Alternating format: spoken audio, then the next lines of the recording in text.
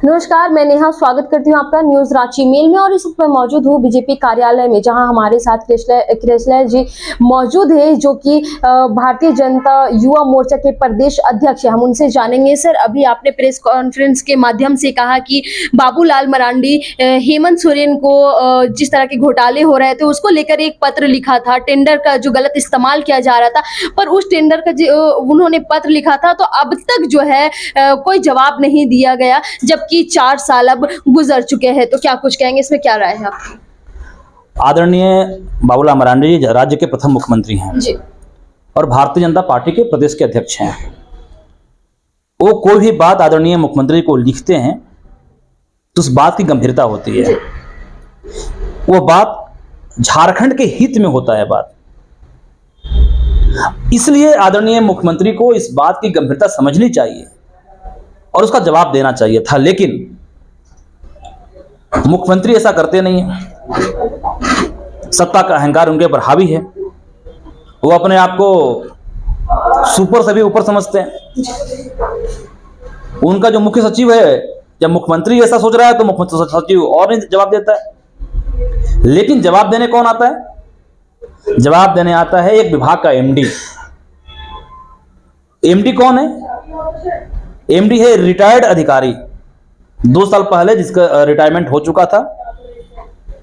इसी शर्त पे वो सेवा में आया है पुनः वापस कि हम अपने आका को, अपने मुख्यमंत्री को, अपने अधिकारी को खुश रखेंगे। इसीलिए चापलूसी की पराकाष्ठा करते हुए उन्होंने आदरणीय पूर्व मुख्यमंत्री बाबूलाल मरांडी जी को जवाब दिया, और बहुत ही निम्न स्तर का जवाब दिया। एक संवैधानिक मर्यादा का भी उनको उस व्यक्ति को ख्याल नहीं रहा कि ऐसे अधिकारियों को संवैधानिक मर्यादा यह बताती है कि ऐसे बयान से बचना चाहिए, और जवाब दे रहे हैं झारखंड मुक्ति मोर्चा के एजेंट बनकर के, प्रवक्ता बनकर के, सरकार के प्रवक्ता बनकर के। ये भारतीय जनता युवा मोर्चा बर्दाश्त नहीं करेगा।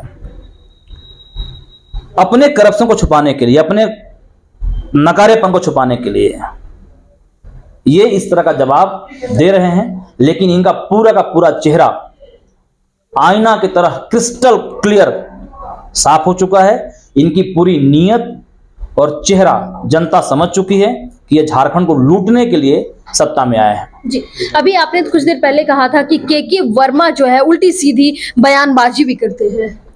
के वर्मा ने बयानबाजी किया जी। अब एक भ्रष्टाचारी से क्या किस बयान की उम्मीद कर सकते हैं? जो व्यक्ति का संस्कार जैसा रहेगा, जो जिस तरह का व्यवहार जैसा रहेगा, वैसे ही उसके बयान होंगे। उन्होंने ऐसा ही बयान दिया है। और बिजली विभाग का बंटाधार करने में, बिजली विभाग में घोटाला अपने सर्वोच्च स्तर पर लाने में सबसे बड़ा कोई जिम्मेवार है तो उस व्यक्ति का नाम है के वर्मा। एक ही व्यक्ति को 3 विभाग सौंप दिया गया है। आप सोच लीजिए क्यों? ये तो मीडिया के लोगों को भी पूछना चाहिए माननीय मुख्यमंत्री जी से, आखिर ऐसा कौन सा डिग्री है उसके पास, ऐसा कौन सी क्वालिटी है उस व्यक्ति के पास, ऐसा कौन सा विशेष गुण है उसके पास, या अब ऐसा कौन सा पिछला कोई अचीवमेंट है उसके व्यक्ति के पास कि आपने 3 बड़े बड़े जिम्मेवारी, जरेडा का डायरेक्टर बना दिया, विद्युत संचरण निगम का एमडी बना दिया। ऐसे 3 बड़े बड़े जिम्मेवारियां आपने उनको सौंप दिया है। यानी कि उस तीनों बिजली विभाग के ऊपर पूरा का पूरा कंट्रोल एक व्यक्ति का हो, जिससे कि हमें उगाही करने में, जिससे हमें कमीशन लेने में, जिससे हमको टेंडर मैनेज करने में, जिससे हमें करप्शन करने में कहीं से कोई दिक्कत नहीं आ सके। क्या कुछ कहेंगे बिजली को लेकर के, जिस तरह से करप्शन सामने आ रहा है उसको लेकर के आप लोगों ने जिले भर में घेराव करने का भी निर्णय लिया है? आने वाले दिनों में जब तक के वर्मा जैसा करप्ट अधिकारी झारखंड में दायित्व में बने रहेंगे, तब तक भारतीय जनता युवा मोर्चा इनके खिलाफ आंदोलन करते रहेगी। इनमें से हट के सवाल करेंगे सर, क्या कुछ कहेंगे जिस तरह से ईडी का समन लगातार मुख्यमंत्री हेमंत सोरेन को जा रहा था, तो उनका कहना था कि मैं उच्च न्यायालय का दरवाजा खटखटाऊंगा, लेकिन वहीं बात सामने आई कि उनकी याचिका को खारिज कर दी गई है। अब वो उच्च न्यायालय है जी, जेएमएम का न्यायालय थोड़ा है। वहां पे न्याय होगा, वहां पे अच्छी बातें होंगी, सच्ची बातें होंगी। मुख्यमंत्री को तो आज नहीं तो कल जेल जाना ही है जी। मुख्यमंत्री को तो आज नहीं तो कल ईडी के सवालों का जवाब देना ही पड़ेगा, वो चाहे हाई कोर्ट चले जाए चाहे सुप्रीम कोर्ट चले जाए। हाई कोर्ट, सुप्रीम कोर्ट अपने नियम से चलता है, मुख्यमंत्री के प्रभाव से नहीं चलता है। इसलिए मुख्यमंत्री को आना चाहिए। जितना भागा दौड़ी बहुत कर लिया आपने, अब चुपचाप से जिस दिन ईडी बुलाता है जाइए, नियम से बैठिए, प्रश्नों का जवाब दीजिए। तो यदि आप गलत नहीं है। सर, उनका कहना है कि जो ईडी से बातें होगी वो मैं डायरेक्ट हाईकोर्ट को जवाब दूंगा, ये भी कहना उनके साफ तौर पे है। क्या कमाल की बात है। एग्जाम देने वाला परीक्षार्थी बोलेगा कि मैं एग्जाम में नहीं बैठूंगा, सीधे परीक्षा को जवाब दूंगा, ये कैसा कौन सी बात है।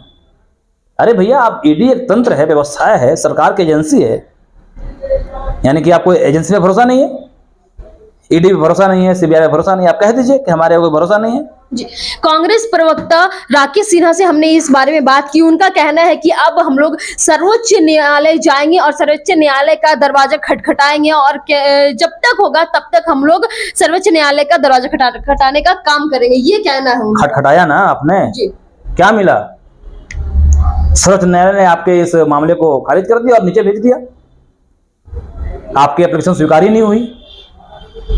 इसीलिए मैं फिर से कहना चाह रहा हूं, मुख्यमंत्री के लोग पता नहीं क्यों उनको इतना सलाह नहीं दे पा रहे। मैं सलाह देना चाहता हूं कि आप जरा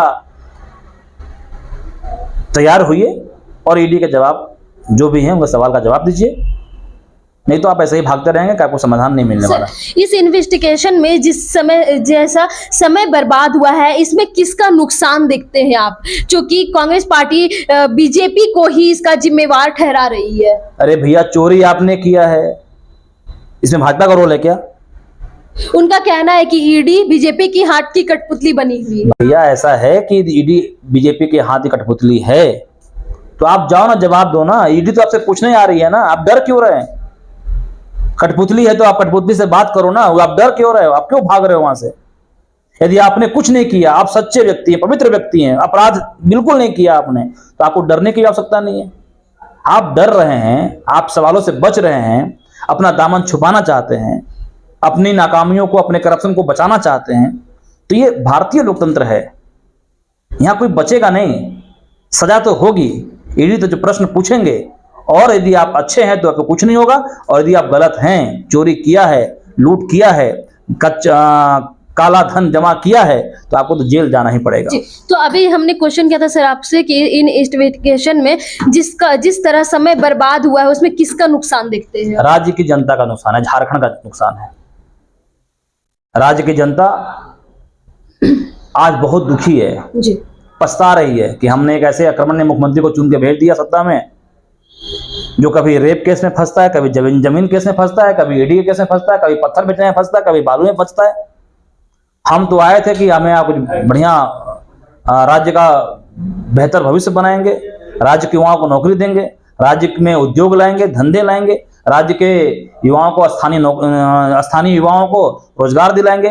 ऐसा तो कुछ हुआ नहीं जी, बल्कि उल्टा, कभी ईडी है, ईडी के पीछे पीछे भाग रहे हैं, कभी रेप का केस है, कभी जमीन घोटाला कर लिया, कभी माइनिंग हड़प लिया, कभी बालू खा गए, कभी पत्थर खा गए, इसी मुख्यमंत्री बिजी हैं, कभी ट्रांसफर पोस्टिंग का उद्योग बना लिया।